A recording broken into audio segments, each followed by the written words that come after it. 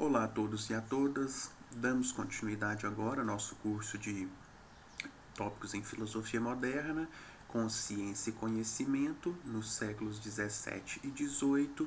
No encontro de hoje nós iniciamos o nosso estudo do pensamento cartesiano a respeito da consciência. Como dito no nosso último encontro, o século 17, do ponto de vista do tema do nosso curso, é marcado por uma mudança ou um acréscimo no sentido de consciência que até então vigorava na filosofia. Até o século 17, consciência era o termo utilizado para designar aquele fenômeno da aprovação ou desaprovação moral. A consciência possuía um sentido avaliativo. Nós julgamos o certo e o errado das ações, ou nós sabemos que estamos errados em nossos pensamentos e ações a partir da consciência. Então, até o século XVII, consciência tem um sentido moral, um sentido avaliativo. Com o século XVII, mais especificamente com a filosofia de Descartes, sobretudo a partir das meditações sobre filosofia primeira, obra publicada em 1641, a sua primeira edição em latim, e 1642, a edição em francês revisada pelo próprio Descartes. Com a publicação da obra de Descartes, nós temos um novo sentido para o termo consciência. Então, com Descartes, nós temos a consciência em um sentido psicológico, ou seja, o sentido do acesso, do contato da mente e até mesmo do conhecimento que a mente tem com seus estados e atividades. Então, esse é o sentido que na história da filosofia nós chamamos de sentido psicológico da noção de consciência.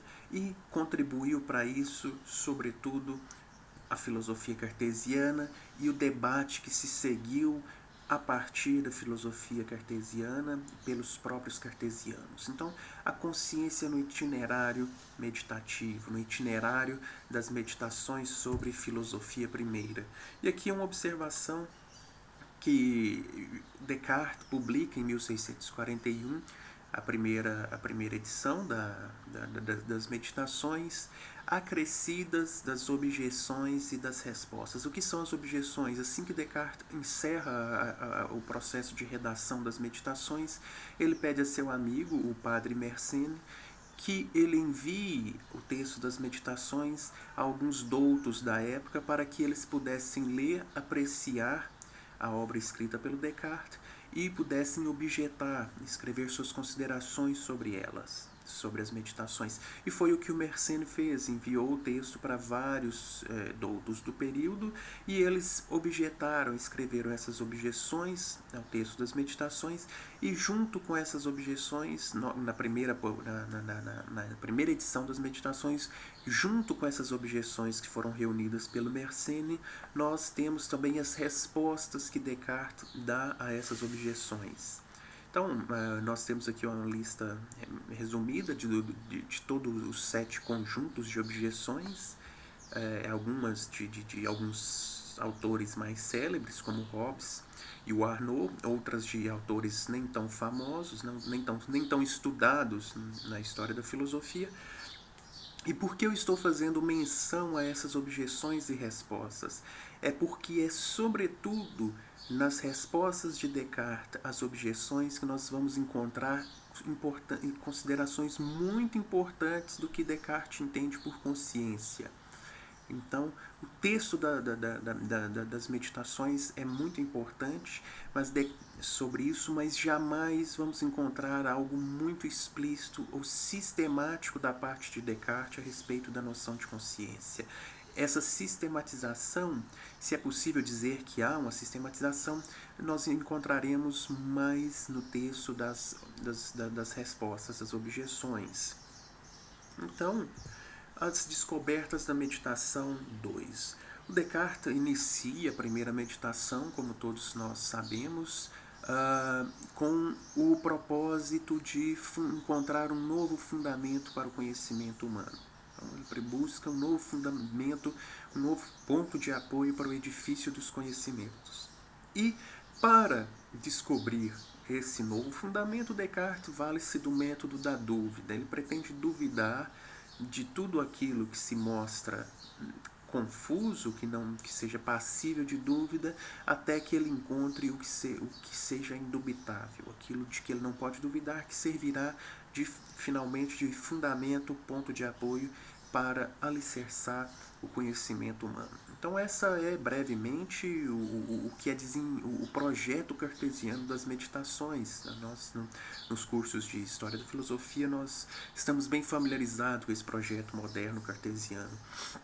Descartes, nas meditações, na primeira meditação, se vale de pelo menos 3 argumentos para levar a dúvida, o seu método da dúvida, ao grau mais radical possível. O primeiro é o argumento da confusão ou do engano relativo aos sentidos.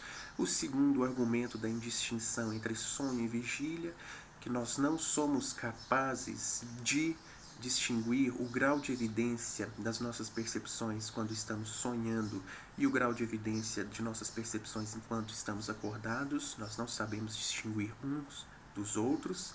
E, por fim, o Descartes se vale da hipótese do supremo enganador, do Deus enganador ou do gênio maligno, para, enfim, radicalizar a sua dúvida e chegar ao que no início da meditação 2 nós podemos perceber pela própria palavra de Descartes, ao fundo do poço. Descartes eleva a dúvida a tal ponto, a tal grau de radicalidade, que ele se encontra sozinho no universo e sequer sabe como escapar a essa dúvida, que é uma posição solipsista. Descartes duvida da existência dos objetos do mundo externo, empreende essa dúvida. Para alguns historiadores da filosofia, Descartes cria a dúvida, é a origem da dúvida sobre os objetos do mundo externo. A existência do mundo material é criada por Descartes, não, até então na história da filosofia essa dúvida não existia. Descartes encontra-se sozinho no universo porque ele não tem certeza da existência de mais nada além da própria existência, e essa é a descoberta do cogito, da própria existência enquanto coisa que pensa. Mas isso é um resumo muito breve do que é discutido por Descartes na meditação 1, e iniciamos assim, após esse método da dúvida, após esse itinerário que radicaliza a dúvida a partir de argumentos céticos, os pelo menos três argumentos que eu citei. Então, nós iniciamos a segunda meditação com a primeira descoberta do processo meditativo. Então, ainda que exista um ser sumamente poderoso a enganá-lo, é necessário para isso que ele, o meditador, exista. Então, essa é a célebre formulação do cogito das meditações sobre filosofia primeira. Cito Descartes. Mas há um enganador, não sei quem, sumamente poderoso, sumamente astucioso, que, por indústria, sempre me engana. Então essa é a hipótese do supremo enganador, que radicaliza a dúvida, o método da dúvida, que permitirá finalmente que Descartes faça a sua primeira descoberta. Não há dúvida, portanto, de que eu sou também se me engana. Que me engane o quanto possa, nunca poderá fazer, porém, que eu nada seja, enquanto eu pensar que sou algo. De sorte que, depois de ponderar e examinar cuidadosamente todas as coisas, é preciso estabelecer finalmente que este enunciado, eu sou, eu existo, é necessariamente verdadeiro, todas as vezes que é por mim proferido ou concebido na mente. Então, essa é a primeira descoberta após a radicalização da dúvida, até a elevação da dúvida ao seu mais alto grau, que ele, Descartes, existe. E em um encontro próximo nós vamos falar um pouco justamente sobre a descoberta do cogito a partir da consciência.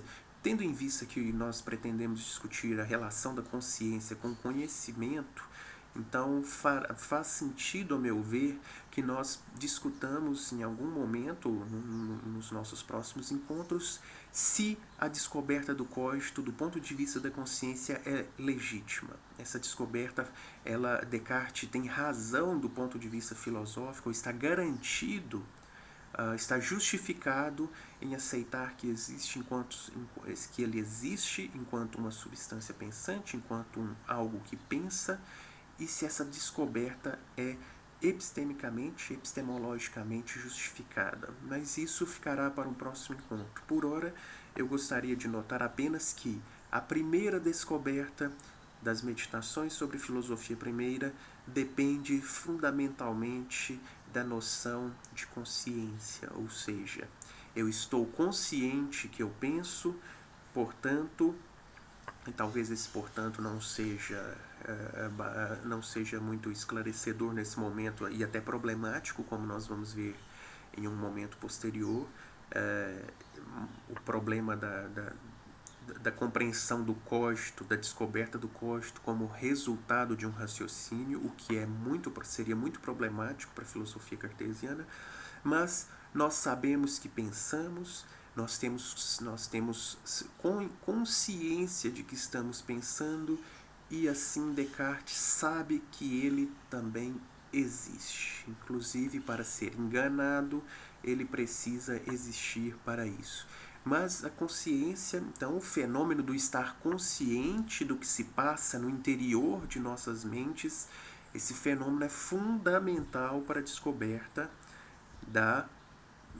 do cogito, da nossa própria existência enquanto seres pensantes. Então, na sequência da descoberta que nós existimos, porque até agora Descartes sabe apenas que ele existe, ele começa a descobrir, ainda sob a influência da hipótese do enganador, que existe, o que ele que existe é. Então, ele não só descobre que existe, que é a primeira descoberta, como ele também começa a descobrir o que ele é, a partir também, claro, da consciência. Ele está consciente de certos estados mentais, de certas atividades mentais, e isso permite que ele comece a se caracterizar enquanto coisa que pensa. Então, se nós formos sistematizar esses passos dados por Descartes no itinerário meditativo, então ele descobre que existe, e depois ele descobre que existe enquanto coisa que pensa. Eu sou, eu existo, isso é certo. Mas por quanto tempo? Ora, enquanto penso, pois talvez pudesse ocorrer também que, se eu já não tivesse nenhum pensamento, deixasse totalmente de ser. Agora não admito nada que não seja necessariamente verdadeiro. Sou, portanto, precisamente só coisa pensante. Isto é, mente, ou ânimo, ou intelecto, ou razão. Vocábulos cuja significação antes eu ignorava. Então, mais uma vez, eu gostaria de chamar a atenção, sobretudo, para essa compreensão de que o processo meditativo, o itinerário meditativo, depende fundamentalmente de Descartes estar consciente de certos estados e atividades mentais. E, mais ainda, como nós vamos ver um pouco adiante, essa consciência dos estados mentais, das atividades mentais, ela está imune ao ataque cético para o Descartes. Ou seja, há ali um supremo enganador capaz de fazer com que Descartes se engane a respeito da existência dos objetos do mundo exterior.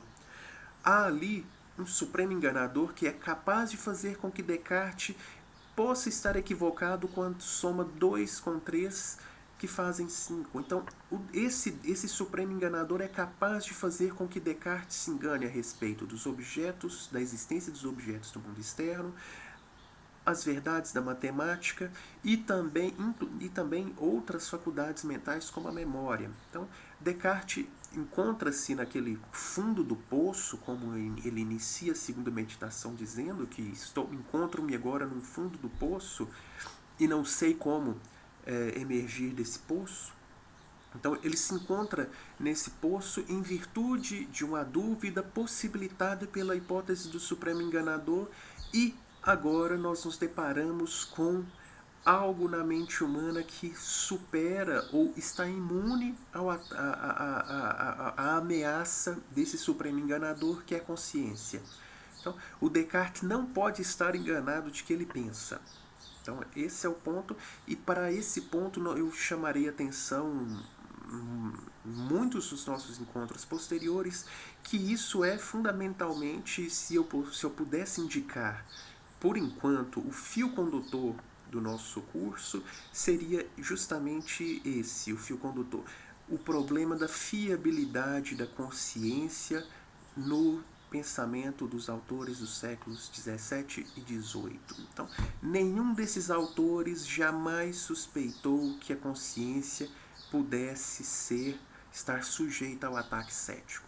Então, esse supremo enganador é capaz de fazer, como eu disse, que o Descartes se engane, ele pode fazer com que nós nos enganemos em relação às mais simples verdades matemáticas, mas esse supremo enganador, e Descartes parte desse pressuposto, como nós podemos ver, ele não é capaz de fazer com que nós nos enganemos quando acreditamos que estamos pensando. E mais, ele não nos engana, ele não é capaz de nos enganar quando nós pensamos, nós acreditamos que estamos conscientes de acreditar, quando estamos conscientes de duvidar, quando estamos conscientes de raciocinar. Todas essas atividades mentais nos são dadas pela consciência. É claro, nós estamos conscientes de realizar essas atividades, mas, surpreendentemente, o supremo enganador não é capaz de fazer com que nós nos enganemos quando nós acreditamos que estamos realizando essas operações. E aqui será o problema para o qual eu gostaria de chamar a atenção agora, e até o fim do nosso curso nós vamos ver que a consciência tem um estatuto epistêmico privilegiado entre os modernos, e ninguém ou poucos autores observaram isso, chamaram a atenção para o fato de que não há uma problematização da consciência e qual a origem desse privilégio da consciência como uma fonte segura de conhecimento. Em outras palavras, por que nós estamos tão justificados em acreditar que sabemos o que se passa no interior de nossas mentes? Por que não podemos nos enganar a esse respeito? Então, por que a mente é tão transparente, os estados mentais são tão transparentes assim para a consciência, a ponto de sequer esse supremo enganador, essa hipótese tão poderosa do ponto de vista do ceticismo, não ser capaz de fazer com que nós nos enganemos em relação ao conhecimento do interior da mente? Então, esse grosso modo será a problematização que nós desenvolveremos de agora em diante. Então, Descartes descobre que existe e que é algo que pensa. A essa descoberta se segue a descoberta dos atributos desse algo que pensa. E claro que a descoberta desses atributos depende fundamentalmente da consciência. Então, a consciência ainda é uma faculdade ou é uma atividade mental fiável, imune à ameaça do enganador, diz Descartes. Mas que sou então? Coisa pensante. Que é isto? A saber, coisa que duvida, que entende, que afirma, que nega, que quer, que não quer, que imagina, também e que sente. Então, a consciência nos revela que nós somos capazes de duvidar, de entender, de afirmar, de negar, de querer, de não querer, de imaginar e de sentir. Nós conhecemos 8, Descartes enumera 8 atividades, mas são todas as atividades mentais, são conhecidas pela consciência, nós podemos conhecer pela consciência tudo isso que nós somos, e Descartes não vê problema algum na compreensão de que isso pode ser conhecido, mesmo, mais uma vez, diante no contexto da hipótese desse supremo enganador que pode fazer com que nos enganemos a respeito das mais simples verdades da matemática. Então, não é certamente pouco se essas coisas em conjunto me pertencem.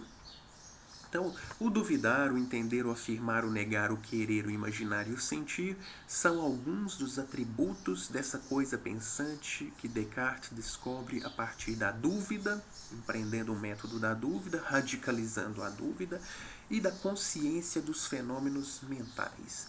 Então, acredito aqui que esteja claro para vocês que estão acompanhando, que esteja claro que no processo, o papel fundamental da consciência no desenvolvimento do itinerário meditativo.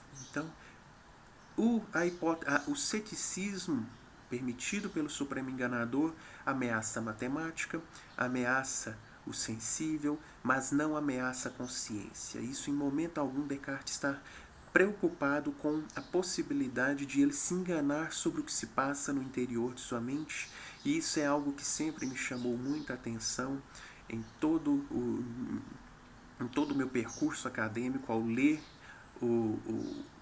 a filosofia cartesiana, eu sempre me perguntei pela origem dessa confiança de Descartes nos processos da consciência. Como Descartes não se pode estar certo de não estar enganado de realizar todas essas atividades. Ele pode inclusive atribuir essas atividades àquilo que ele pensa, aquilo que ele é. Então, de uma maneira acrítica.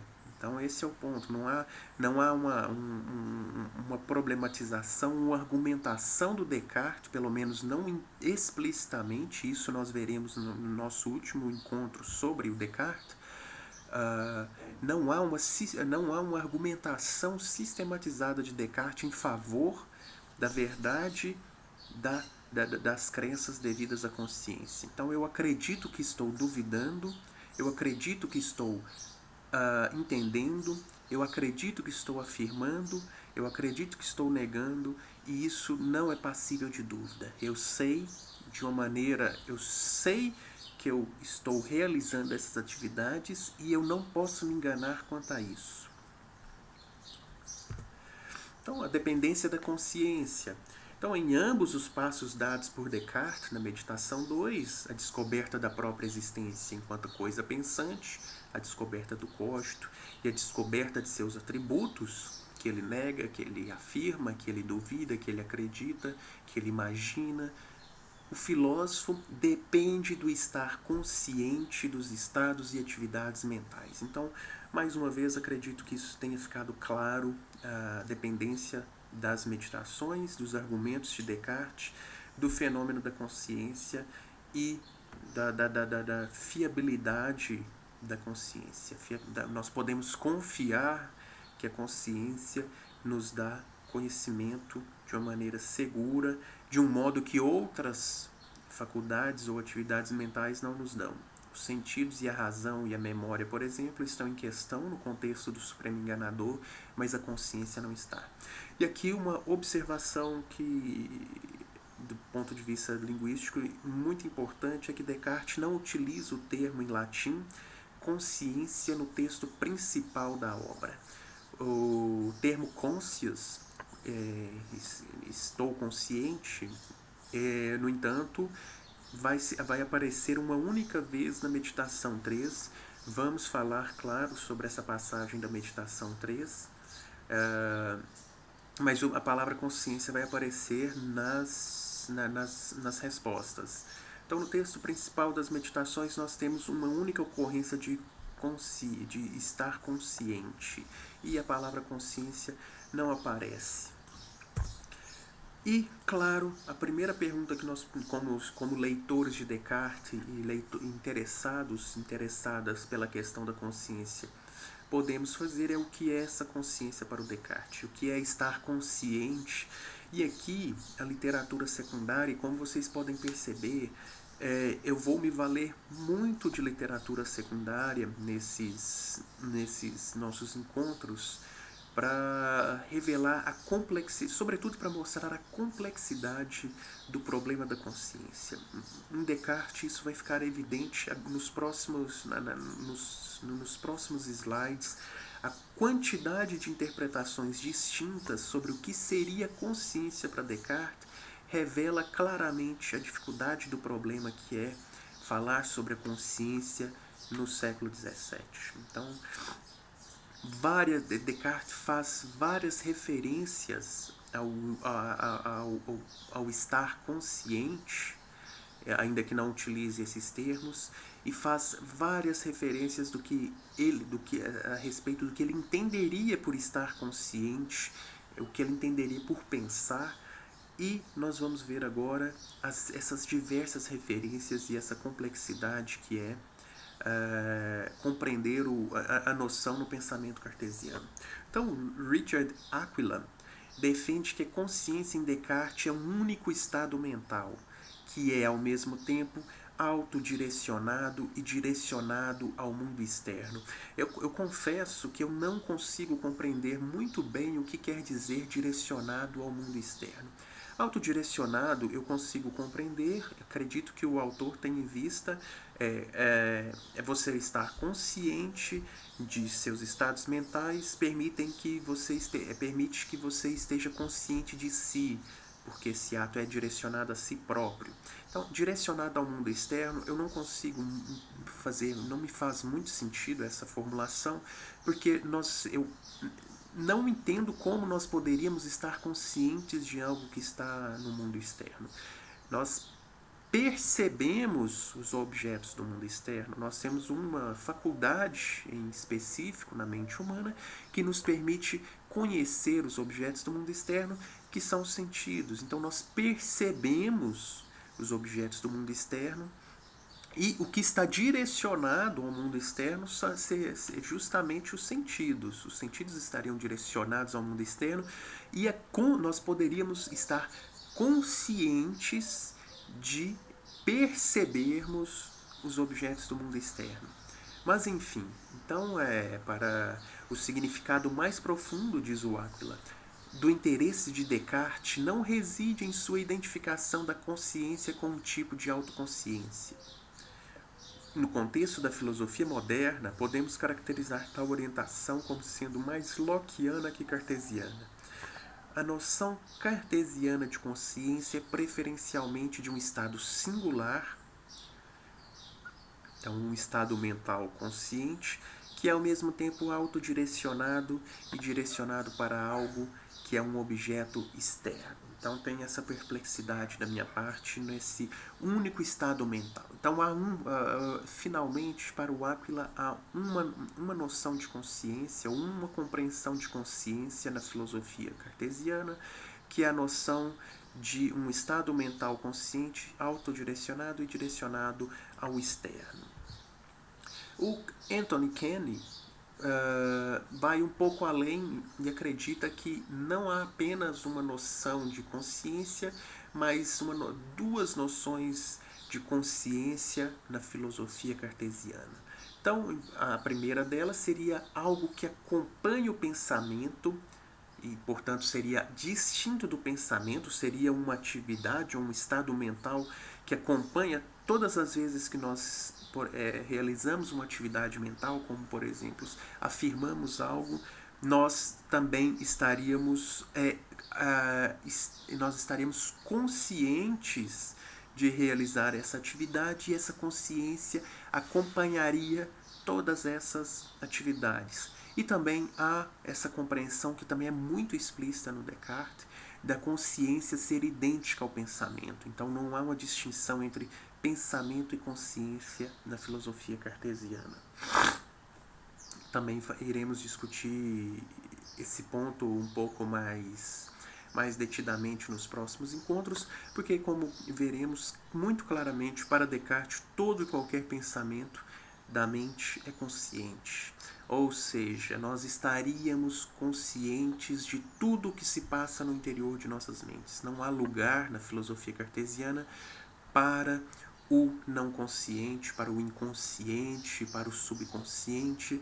Nós como a noção de consciência está conectada à noção epistemológica de conhecimento e nós podemos conhecer o que se passa no interior de nossas mentes, a implicação dessa tese cartesiana é de que nós conhecemos de uma maneira fiável ou de uma maneira segura tudo o que se passa no interior de nossas mentes. Nós sabemos tudo o que se passa no interior de nossas mentes.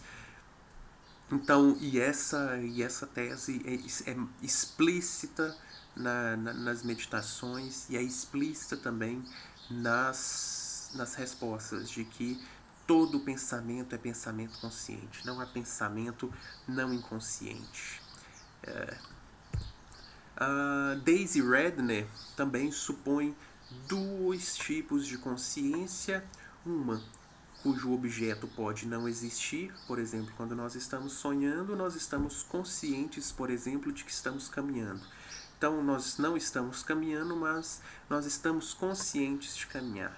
Então, o objeto que é estarmos caminhando não é real, é apenas um sonho, mas existe essa operação, essa atividade mental, essa consciência de estar caminhando quando não estamos.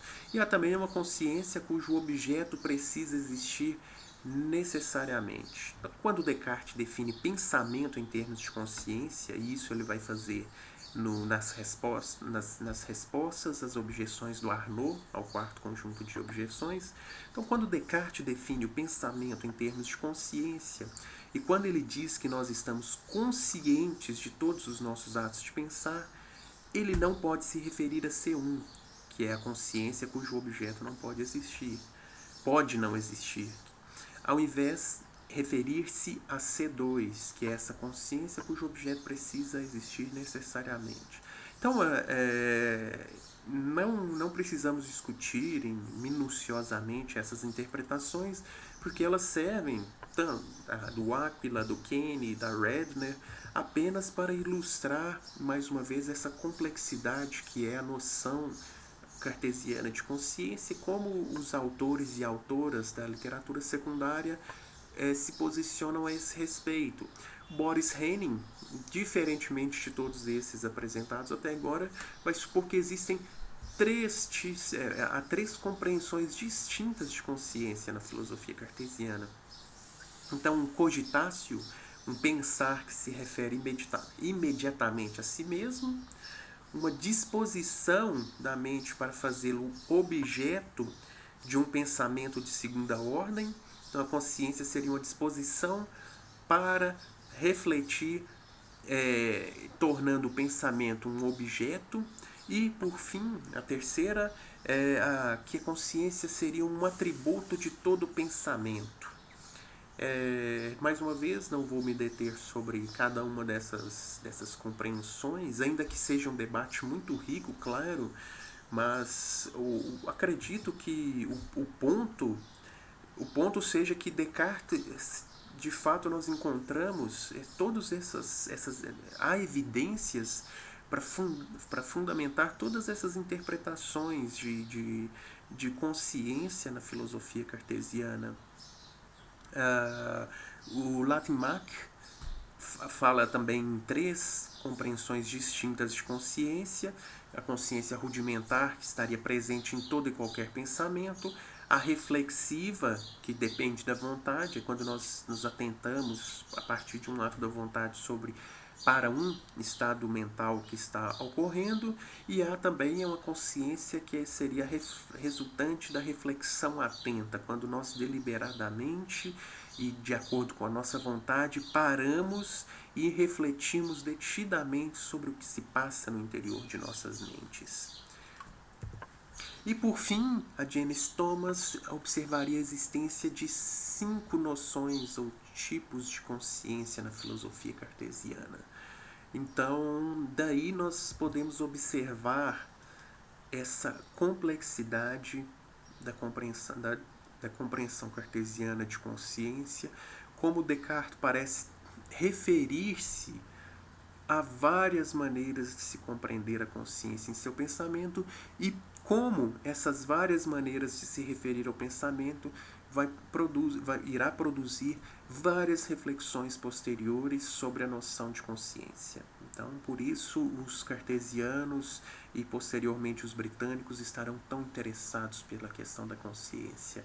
A consciência diz respeito a uma diversidade de fenômenos distintos dentro da mente e pode ser considerada a partir de várias perspectivas, então tornando-se assim um objeto filosófico muito interessante, sobre o qual é preciso fazer filosofia. Então, dito isso, passado brevemente por esses diversos comentários, eu torno a atenção de vocês à questão do conhecimento mais uma vez. Então, há essa plurivocidade do conceito de consciência na filosofia cartesiana, mas há algo que permanece, a meu ver, permanece em todas as discussões de Descartes a respeito do estar consciente, que é a sua compreensão de que consciência diz respeito à possibilidade de conhecer algo sobre os próprios fenômenos mentais. Então, estar consciente é conhecer, e aqui no sentido filosófico, no sentido estrito de estar justificado. Nós estamos justificados em acreditar que sabemos algo a respeito do que se passa no interior de nossas mentes. Isso está presente, por mais que o conceito de consciência seja plurívoco, seja presente essa dificuldade de se compreender o que é consciência na filosofia cartesiana. A consciência é algo que permite saber o que se passa no interior de nossas mentes, sobre as nossas ideias, percepções sensíveis, crenças, desejos, esperanças, medos, e também sobre as atividades, o raciocinar, o decidir, o julgar, o lembrar-se. Tudo isso nós podemos saber a partir da consciência, e isso jamais é problematizado por Descartes. E, mais uma vez, isso é interessante, pelo menos a meu ver, isso é muito interessante quando nós estamos no contexto da hipótese do Supremo Enganador. No contexto dessa hipótese cética que nos faz duvidar de tudo, há algo que resiste, que é a consciência, e não há nada explícito na filosofia cartesiana, nos escritos de Descartes, não há nenhum argumento que permita nos compreender por que é que nós estaríamos salvaguardados dessa ameaça cética do ponto de vista da consciência. Então, muito embora Descartes não o afirme explicitamente nas meditações, as atividades da consciência estão intrinsecamente conectadas com a noção de conhecimento. O que eu quero dizer que não explicitamente é que Descartes não diz a consciência é fiável, ou a consciência é infalível, ou a consciência é indubitável. Não há essa afirmação, mas em diversos momentos da obra nós vamos ver Descartes dizer que não pode estar enganado sobre aquilo que passa no interior de sua mente. Então, Margaret Wilson, que é uma intérprete que particularmente eu admiro muito quando falo dessa questão quando falamos da questão da consciência, porque ela observa algo que praticamente nenhum autor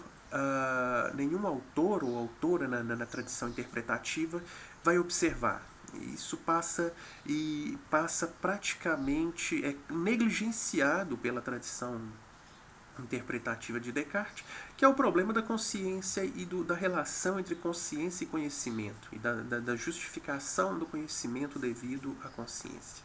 Então ela vai dizer, é difícil entender o que estar consciente de X poderia ser se ele não envolvesse de alguma maneira ter o conhecimento de X. Então, quando Descartes fala que está consciente de algo, ou ele diz conhecer algo que se passa no interior da sua mente,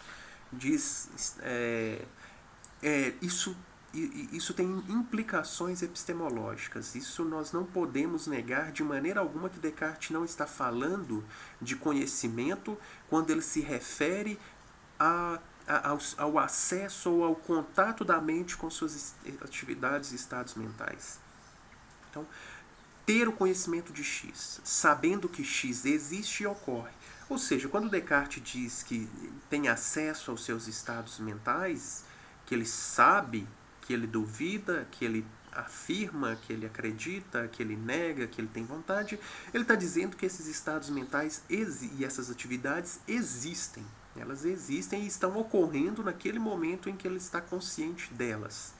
Então está claro que Descartes de fato entende que os conceitos de consciência e conhecimentos, ao menos, entende os conceitos de consciência e conhecimento ao menos como intimamente conectados. E o texto das meditações é extremamente claro a esse respeito.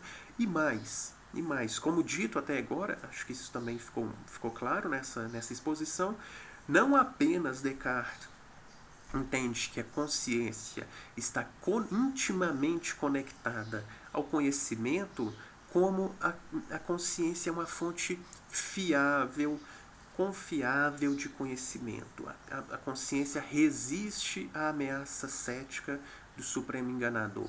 E há mais de uma passagem do Descartes a esse respeito.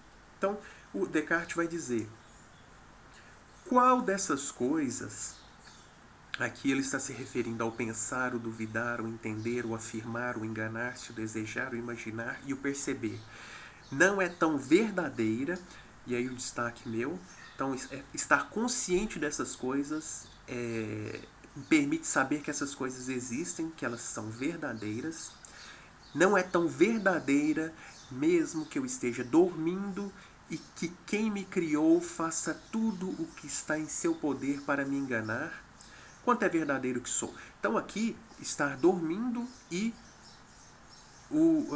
quem me criou faça algo para me enganar. Aqui nós estamos diante de dois dos argumentos apresentados pelo Descartes na meditação 1 para radicalizar a dúvida. Ou seja, o que eu quero dizer é que o Descartes está dizendo que a consciência, eu sei dessas coisas, e eu sei dessas coisas, eu sei que eu penso, eu sei que eu duvido, eu sei que eu entendo, etc. Eu sei disso, e isso supera, isso resiste ao argumento do sonho, o argumento cético do sonho, e resiste ao argumento cético do Supremo Criador, então, do Supremo Enganador, perdão. Então, ele sabe disso e isso está para além de toda e qualquer dúvida. Sequer o enganador pode enganá-lo quando ele acredita que está pensando, que está duvidando, e isso é verdadeiro. Essas coisas existem, existem porque eu estou consciente delas, e o Supremo Enganador não pode fazer com que eu me engane a esse respeito. Qual pode dizer-se separada de mim mesmo? Pois que sou eu quem duvida, quem entende, quem quer. É tão manifesto que já não é preciso nada mais para tornar a explicação mais evidente. Então, isso é evidente de que essas coisas me pertencem, esses modos do pensamento, né, esses atributos do pensamento me pertencem, que eles existem, e claro que eu sei da existência disso pela consciência. Então a consciência claramente é uma fonte fiável de conhecimento.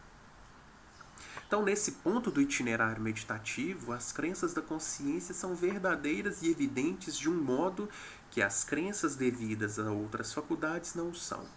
Então, os sentidos estão em questão, a razão está em questão, a memória está em questão. Por exemplo, nós temos aí 3 capacidades ou faculdades mentais em questão, mas o estar consciente não está em questão, não é ameaçado pela hipótese do enganador.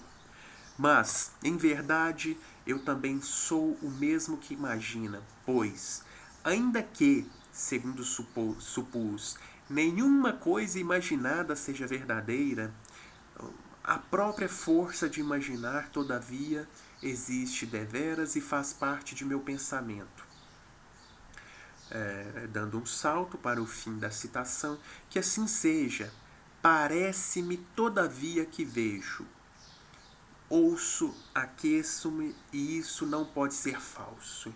Então, ainda que eu possa não existir um mundo de objetos externos, que não, possa não existir uma lareira que aqueça o meu corpo, que ilumine o recinto onde eu me encontro, que produza aquele ruído que eu ouço, isso tudo pode não existir, mas que eu pareço ver, ouvir e sentir esse calor, isso não pode ser falso. E aqui o parece-me, isso daqui isso nós podemos traduzir que por consciência. Então,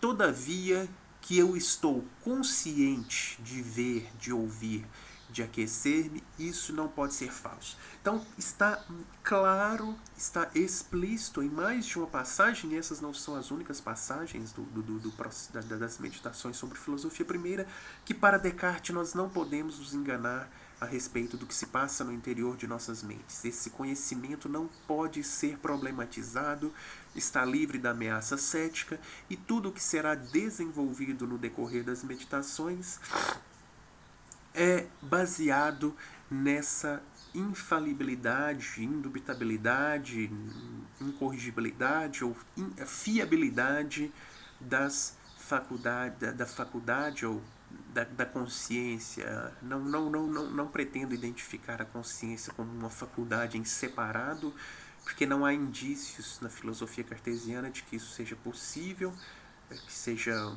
uma atividade distinta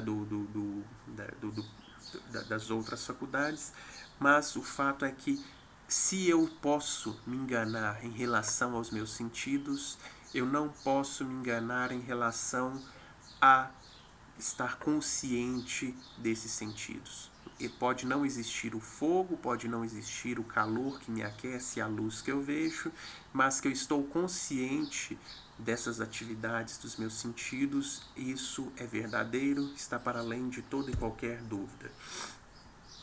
Então, ainda isso tudo na meditação 2, essas passagens. Então, Descartes diz mais uma vez: eu sou coisa pensante, isto é, coisa que duvida, que afirma, que nega, que entende poucas, ignora muitas coisas, que ama, que odeia, que quer, que não quer, que imagina também e que sente.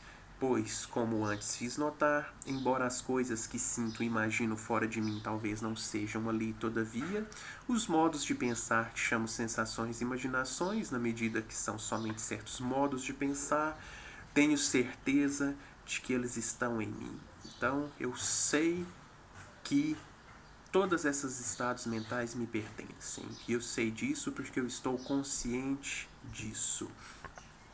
Na literatura secundária, mais uma vez apenas para ilustrar, nós encontramos todos esses autores fazendo referências a essa característica, a esse caráter da consciência de conhecimento fiável, e todos eles entendem de uma maneira que, no fim das contas, tudo o que eles querem dizer é que a consciência resiste à ameaça cética. Então o Guerrero, dos mais tradicionais, dos mais conhecidos intérpretes franceses da filosofia cartesiana, as crenças que são devidas à consciência são certas e indubitáveis.